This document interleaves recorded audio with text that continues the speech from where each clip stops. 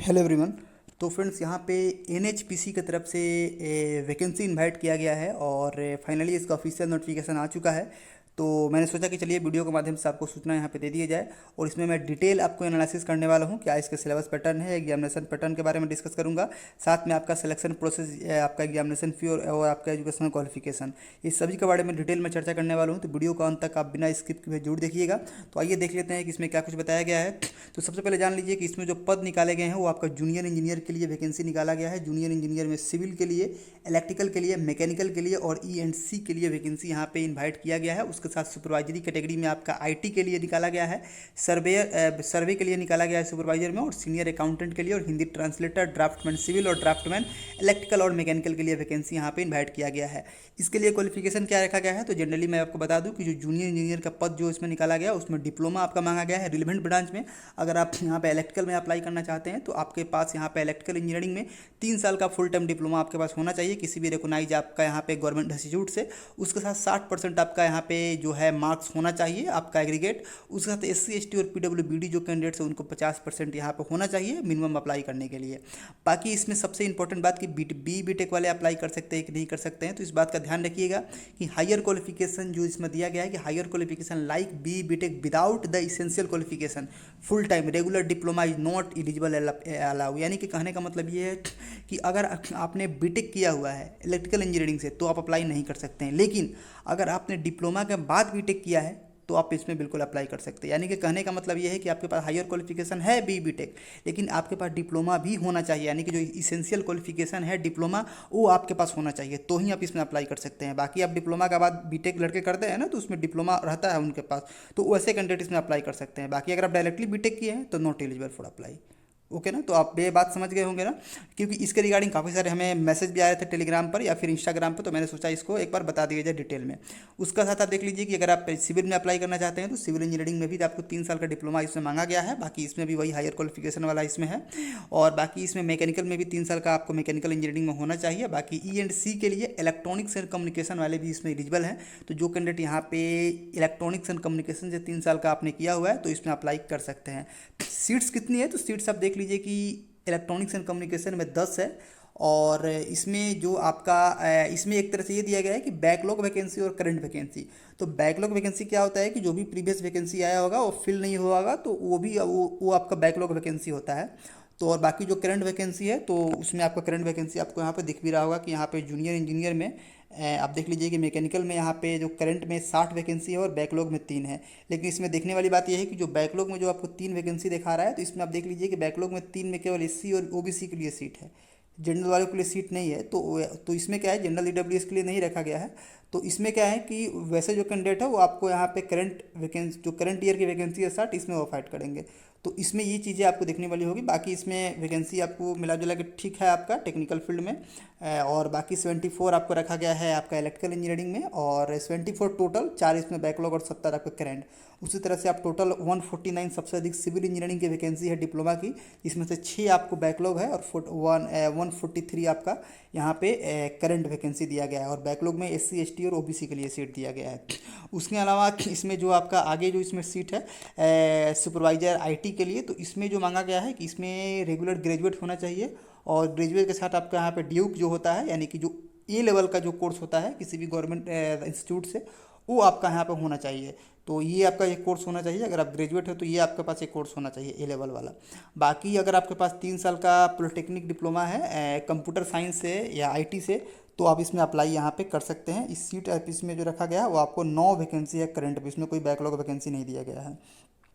बाकी इसमें regular BCA BSc computer science IT वाले भी इसमें अप्लाई कर सकते हैं। तो इसमें जो कैंडिडेट अगर BCA किए हैं, BSc कंप्यूटर से किए हैं, तो आप इसमें सुपरवाइजर IT में अप्लाई कर सकते हैं। बाकी इसमें एक और इम्पोर्टेंट बात कि इसमें 1 साल का पोस्ट क्वालिफिकेशन एक्सपीरियंस मांग दिया है, तो आपके पास 1 साल का एक्सपीरियंस आपका होना चाहिए इसमें। ये एक्सपीरियंस आपका जो रिलेवेंट यहाँ पे फील्ड दिया गया है सॉफ्टवेयर, वेब, मोबाइल, आपका इसमें ये होना चाहिए डेवलपमेंट में। और बाकी सुपरवाइजर में आपका सर्वे में भी आपका दिया गया है, तो इसमें 3 साल का आपका डिप्लोमा सर्वेइंग में होना चाहिए या सर्वे इंजीनियरिंग में, तो आप इसमें अप्लाई कर सकते हैं। इसेंशियल एक्सपीरियंस में भी इसमें भी आपको ये 1 ईयर का एक्सपीरियंस इसमें मांग दिया गया है। बाकी ऊपर वाला जो पोस्ट है उसमें कोई एक्सपीरियंस नहीं मांगा गया है। सीनियर अकाउंटेंट में इंटर CA आपका पास होना चाहिए, इंटर सी में पास है तो आप इसमें अप्लाई कर सकते हैं। हिंदी ट्रांसलेटर में मास्टर डिग्री होना चाहिए रिकॉग्नाइज यूनिवर्सिटी से in Hindi with English as a elective subject आपका होना चाहिए डिग्री लेवल में, या मास्टर डिग्री फ्रॉम किसी भी रिकॉग्नाइज इंडियन यूनिवर्सिटी से इन इंग्लिश और with Hindi as a elective subject होना चाहिए। तो आप इसमें अप्लाई कर सकते हैं। बाकी 1 ईयर का इसमें भी एक्सपीरियंस आपको मांगा गया है, ठीक है। बाकी इसमें ड्राफ्टमैन में आपका मैट्रिकुलेशन मांगा गया है, मैट्रिकुलेशन पास है तो अप्लाई कर सकते हैं। और आईटीआई ड्राफ्टमैन सिविल ट्रेड से मांगा गया है, एनसीवीटी से होना चाहिए विथ एनटीसी या एनएसी सर्टिफिकेट के साथ, ठीक है। बाकी मैट्रिकुलेशन पास है, ITI draftsman mechanical electrical trade से है, एनसीवीटी से विथ एनटीसी एनएसी सर्टिफिकेट है। तो अब आप ड्राफ्टमैन मैकेनिकल इलेक्ट्रिकल में अप्लाई यहाँ पे कर सकते हैं। सीट आपको यहाँ पे 8 दिया गया है। बाकी अगर बात करें कि इसमें आपका एज लिमिट का, तो एज लिमिट जो काउंट होगा वो आपका 30/6/2023 से आपका काउंट होने आ रहा है एज ऑन, यानी कि इस डेट तक आपका 30 साल से अधिक आपका एज यहाँ पे नहीं होना चाहिए। लगभग सभी में आपका 30 साल ही दिया गया है। बाकी एज पर गवर्नमेंट रूल के अनुसार जो भी रिलैक्सेशन है वो सब चीज़ें आपको यहाँ पे प्रोवाइड कराया जाएगा। बाकी अगर मैं बात करूँ कि आगे आपका टेस्ट सेंटर वगैरह, तो आप देख लीजिए ऑनलाइन एग्जाम होने वाला है। 18 सिटी में टोटल आपका एग्जाम यहाँ पे कंडक्ट कराया जाएगा। इसमें अहमदाबाद, बेंगलुरु, भोपाल, भुवनेश्वर इस तरह के सिटीज आपके इसमें शामिल है। जो भी मेजर सिटी है वहाँ पे आपको देखने को मिल जाएंगे।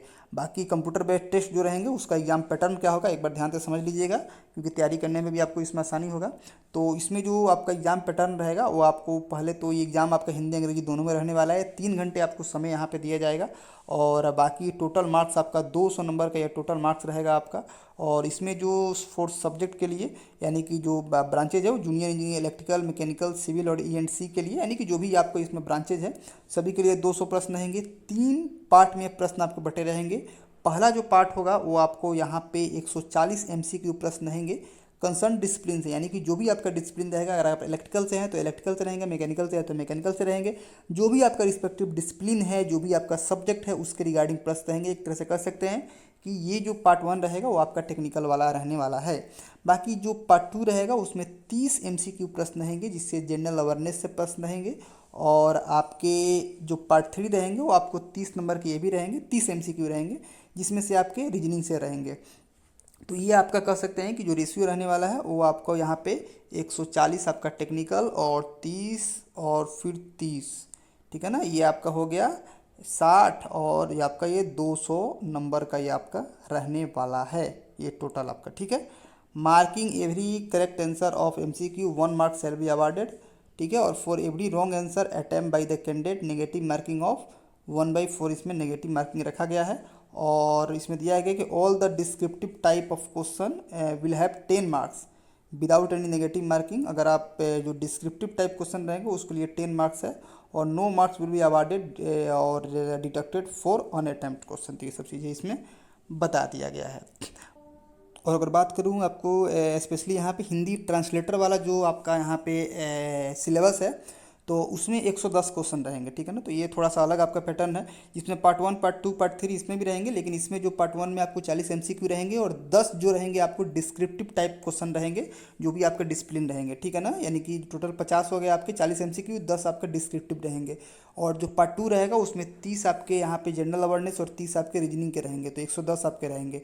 और इसमें भी यही बताया गया है जो मैंने अभी आपको बताया कि आपको जो नेगेटिव मार्किंग के बारे में, कि जो आपका डिस्क्रिप्टिव टाइप जो भी प्रश्न रहेंगे उसके लिए 10 नंबर आपको दिया जाएगा। तो ये 10 नंबर का आपका रहेगा, ठीक है ना। बाकी अगर मैं बात करूँ इंपॉर्टेंट बात के बारे में, तो इसमें जो आपका दिया गया है कि इसमें जो भी कैंडिडेट इसमें प्लेस्ड होंगे वो जो भी इसके प्रोजेक्ट्स हैं, पावर स्टेशन है, ऑफिस हैं, इंक्लूडिंग ज्वाइंट वेंचर जो भी कंपनीज भी होंगे ना, वहाँ पर आपको यहाँ पे प्लेस्ड किया जाएगा। बाकी एप्लीकेशन फ़ी इसमें आपको EWS OBC NCL और जनरल कैटेगरी के लिए आपको यहाँ पे 295 रुपये फ़ी रखा गया है, इंक्लूडिंग 18% GST। और SC ST PWBD और एक्स सर्विसमैन कैटेगरी के लिए नॉट नीड टू फ़ी, यानी कि उनके लिए कोई फ़ी यहाँ पे नहीं पे करना है रजिस्ट्रेशन पे, ठीक है ना। बाकी अप्लाई करने के लिए ऑनलाइन प्रोसेस है, बिल्कुल कहीं कोई ऑफलाइन नहीं अप्लाई करना है। सिलेक्शन प्रोसेस के बारे में मैंने आपको बता ही दिया कि इस पर कंप्यूटर बेस्ड टेस्ट आपका इसमें रहने वाला है। बाकी कुछ और इंपॉर्टेंट डिटेल्स हम देख लेते हैं कि फाइनल ईयर के कैंडिडेट अप्लाई कर सकते हैं नहीं कर सकते हैं।